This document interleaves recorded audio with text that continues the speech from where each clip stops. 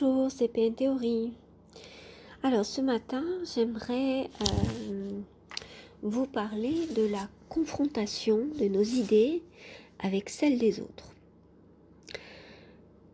Souvent, c'est difficile d'accepter l'autre déjà.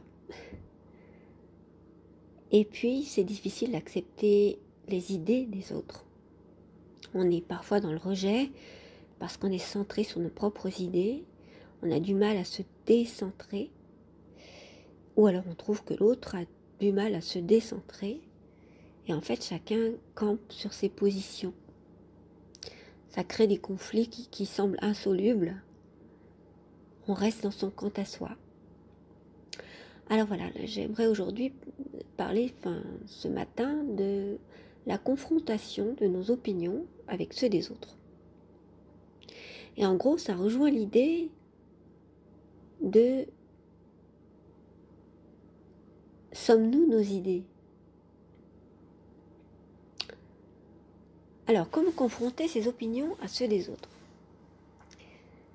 Pour cela, il faut avoir laissé de côté une croyance importante, cruciale. La croyance selon laquelle nous sommes nos idées. Car non, nous ne sommes pas nos idées. Les idées sont ce qu'elles sont. Et nous les faisons nôtres jusqu'à ce que nous en changions en fait. Changer d'idée, ça n'est pas synonyme de trahison ou de contradiction interne. Changer d'idée, c'est plutôt un signe de courage, un signe d'intelligence. Si l'on change d'idée, en fait, c'est parce qu'on a pu dépasser son propre point de vue pour comprendre en fait une autre dimension du problème. Et qu'alors, sachant cela, nous en sommes venus à changer d'idée. Et qu'en plus, si nous en savons encore plus sur le sujet, peut-être que notre point de vue sera encore différent. Vous voyez qu'on est tout le temps dans le changement. Donc, nous ne sommes pas du tout nos idées. Nous sommes nous-mêmes. Et les idées, elles font leur vie.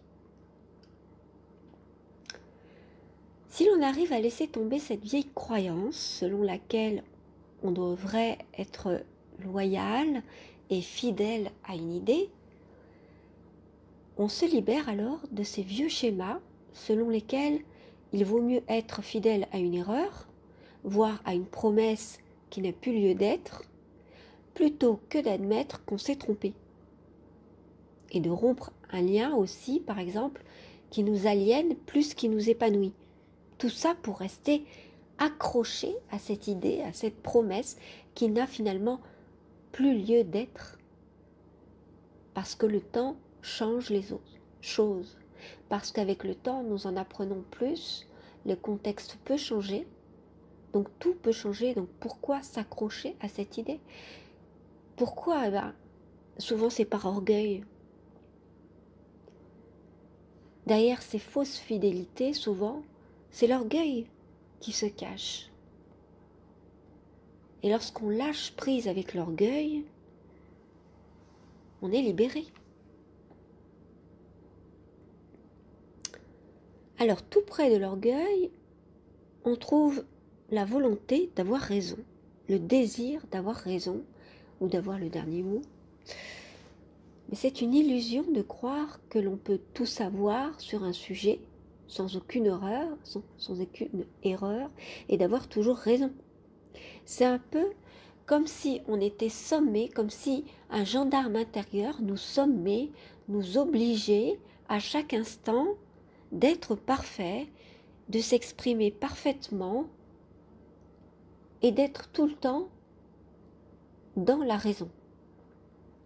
C'est exactement ce que sous-entend celui qui nous ferait remarquer, par exemple, qu'on se contredit, ou qu'on n'est pas cohérent avec soi-même, ou encore qu'on pensait différemment l'année dernière. Pourquoi serait-on obligé, dès qu'on s'exprime, de devoir soutenir une idée, une théorie, une façon de voir, et de se battre pour cette idée par orgueil. Malheureusement, c'est ainsi que se conçoit toute opinion dès qu'elle est accompagnée d'orgueil. S'il n'y avait pas l'orgueil, ce ne serait qu'une simple opinion. Et elle pourrait changer parce que souvent ce qui nous empêche d'en changer, c'est l'orgueil. En fait, l'orgueil, c'est ce qui est le plus néfaste à la communication. Il la bloque. Il la transforme alors en un combat. C'est alors que les idées se cristallisent au lieu d'évoluer, ce qui serait dans la nature des choses, au lieu de se confronter, non pas de s'affronter, mais de se confronter, c'est-à-dire se mettre en face des idées des autres, mais pas forcément de les affronter. Un affrontement, c'est plutôt un combat. C'est comme si c'était un affront. L'autre nous faisait un affront de ne pas être d'accord et qu'alors on devait l'affronter. En fait, on se confronte, c'est-à-dire on se met, chacun sait l'idée de l'autre et on confronte nos idées tout simplement. Non pas égaux contre égaux, mais pour les partager en fait. En fait, nos idées, c'est comme si elles nous appartenaient et faisaient partie de notre identité quand on est dans l'orgueil. Et quand on cherche à s'affronter, quand on cherche l'affrontement, plutôt que la simple confrontation d'idées, on serait alors capable de mourir pour elles, si l'on en croit la célèbre chanson de Georges Brassens, Mourir pour des idées, que certains connaissent peut-être. Et c'est un piège de nouveau. Je vous livre mon point de vue concernant cette ancienne question du désaccord, qui peut mener au fanatisme lorsqu'il est accompagné d'orgueil et d'idéologie. Ça va souvent avec. En fait, l'idéologie, ce serait un orgueil à plusieurs, avec quelque chose de construit, de bien théorisé. Mais en fait, les idées, elles ne sont que des moyens, pas des fins en soi. Pourquoi ? Pourquoi elles ne sont pas des fins en soi ? Parce qu'elles ne sont jamais totalement abouties. De même que la science qui, elle, est une idée parmi d'autres. Ce que nous apprend la science, c'est qu'elle est composée uniquement de vérités provisoires, c'est-à-dire de découvertes, de compréhensions qui nous servent de base pour appréhender le monde, pour le comprendre, mais juste le temps que nous découvrions d'autres choses encore qui nous font réfuter ces idées. Elles sont donc provisoires. Et c'est ainsi que la science progresse. Cet état provisoire, c'est aussi celui de nos intellects, de notre mental. Nous évoluons tous les jours. Et il est parfaitement normal que nous puissions changer d'idée, en découvrant d'autres aspects d'une chose, ou en faisant l'expérience d'une autre manière. Notre façon de penser évolue avec nous. Mais si, et seulement si, nous voulons bien nous ouvrir à d'autres points de vue que le nôtre, et donc nous décentrer. Seulement si nous en sommes capables. Parce que sinon, à nous la cristallisation morbide, la psychorigidité, à nous les freins, comme l'orgueil, la vanité, toutes ces choses qui nous font rester dans une compréhension parcellaire des choses et rigide. Comme l'autruche qui se plonge la tête dans le sol pour ne rien voir et ainsi rester certaine qu'elle a raison. Confronter nos idées ne veut pas dire non plus que nous devions le faire tout de suite et répondre du tac au tac à tout ce qui est proposé ou ce qui est posé. Il ne s'agit pas d'un débat qui doit se faire maintenant ou jamais. Pourquoi ? Parce que comprendre le point de vue de l'autre demande du temps. Il faut le temps de se retrouver avec soi pour y réfléchir. C'est pourquoi on peut très bien répondre « C'est intéressant ce que tu dis, je n'y avais pas pensé comme ça. Je vais y réfléchir et on en rediscutera si tu veux. »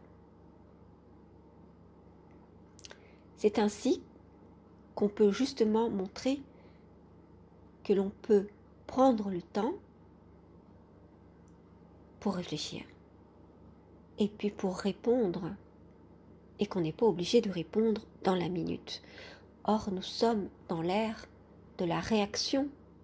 Tout doit se faire très vite et on nous demande de réagir au lieu de répondre. C'est-à-dire de ne pas prendre le temps et d'être simplement dans cette pulsion, dans cette réaction épidermique, ce qui anéantit toute réflexion, bien sûr, puisqu'on ne peut pas réfléchir là tout de suite.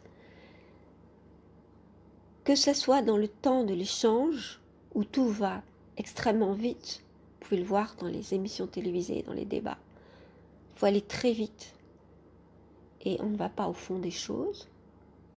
On ne laisse pas les personnes finir leurs phrases, par exemple, on les coupe tout de suite. Tout doit toujours aller très vite. Et puis, évidemment, on s'affranchit de toute réflexion. Et puis aussi, de toute réflexion sur la réponse que l'on peut donner, alors qu'avec le temps, on peut la structurer. On peut aussi la rapprocher d'autres idées et ainsi structurer nos idées encore plus, réfléchir encore plus à la question et puis surtout, réfléchir à l'impact de notre réponse. Alors que dans la réaction, on ne réfléchit pas du tout, on réagit et c'est ego contre ego. On ne réfléchit pas du tout à ce que ça peut faire à l'autre, ce qu'on va lui répondre. De toute façon, on n'a pas le temps dans la réaction et on est dans l'émotion.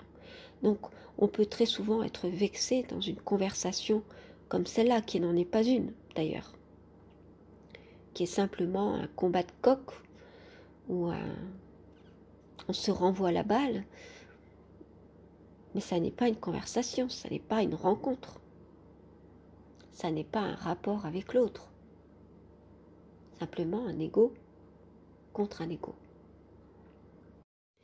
Voilà, donc terminer cette chronique de ce matin sur la confrontation des idées.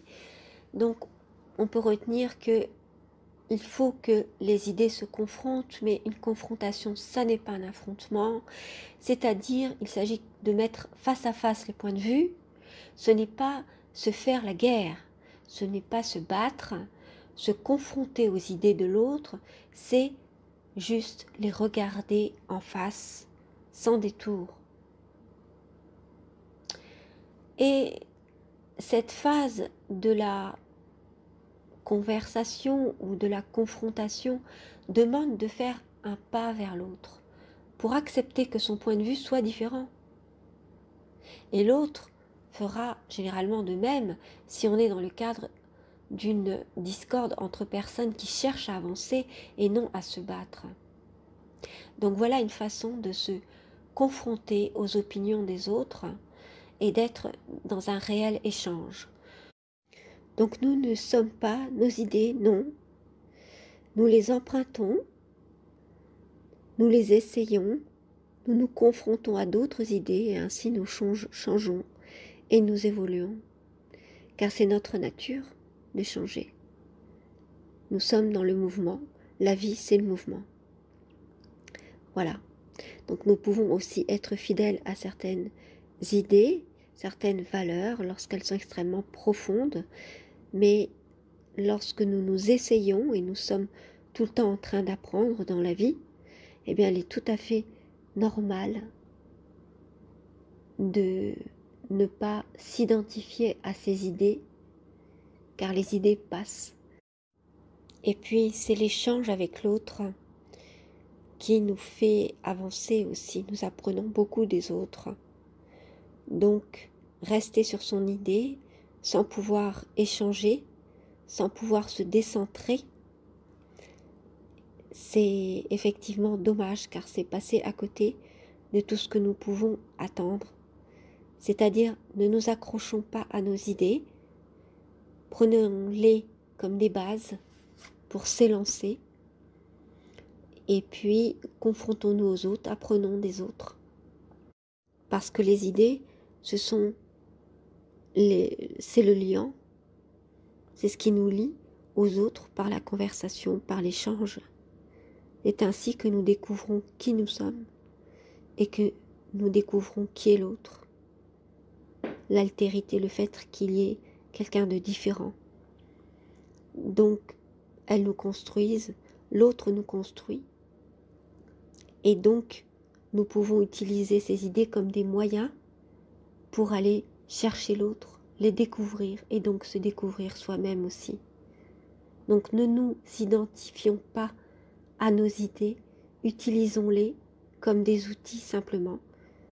Ce sont ces idées l'échange d'idées qui va constituer des liens avec l'autre, et c'est ce qui est important dans la vie, c'est le lien avec l'autre. C'est ce que veut détruire la perversion, justement, ce lien avec l'autre. Donc préservons-le.